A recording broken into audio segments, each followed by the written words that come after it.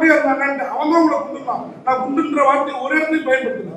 நீ அவங்க எவ்வளவு வெயிட்னா அது ஒரு ஸ்டூபிட் क्वेश्चन தாங்க.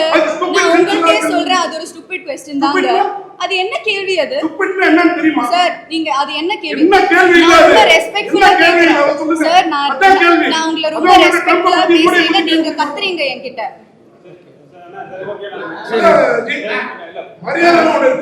நீங்க தான் மரியாதை காமிக்கல. ஒரே நிமிஷம் நான் ஒரே நிமிஷம் சார். அவர் பேசி முடிச்சது